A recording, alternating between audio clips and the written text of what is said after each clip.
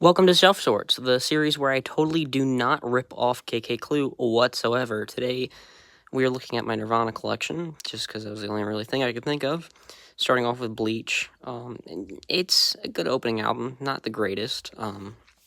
It definitely has a lot of rough around the edges, but overall, it's a good album. And the next up, we have Nevermind. This is the one they're most known for. Released in 1991. You open up the box, you get flipped off by Kurt Cobain.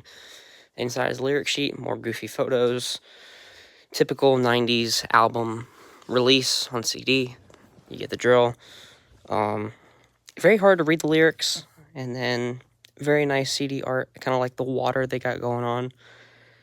And then next up we have Incesticide. This is mostly full of B-sides and unreleased tracks from Bleach and Nevermind. Has a nice cover, back cover, more artwork on the front, or in the inside of the pamphlet. Mostly just mugshot looking photos, but not actually. Next up, we have In Utero. This is their last studio album. This released in 1993. On the inside, when you open it up, it has a lot of more photos of them on stage, some art, and overall just a more like collage style in artwork and album cover, more photos, Kurt, the Muscular System, I guess. And yeah, it's a lot to look at, actually. And then next up, we have Nirvana Unplugged in New York. This released after Kurt Cobain's passing, so he did not get to see this release. However, this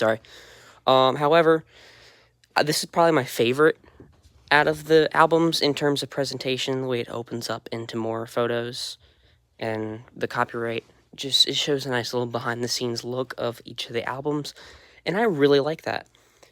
And then lastly, we have From the Muddy Banks of the Wish Call. This is my least favorite release that I have, just because you can tell that something happened before the concert, so Kurt does not sound the greatest at all.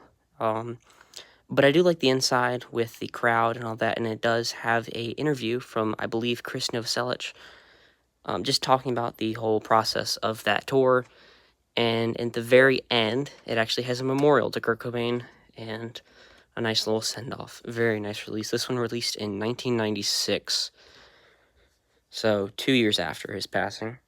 And if I were to rank the albums, it'd probably go like this: Unplugged first, then Nevermind, then In Utero, and then Incesticide, then Bleach, and then lastly, Muddy Banks of the Wish Call.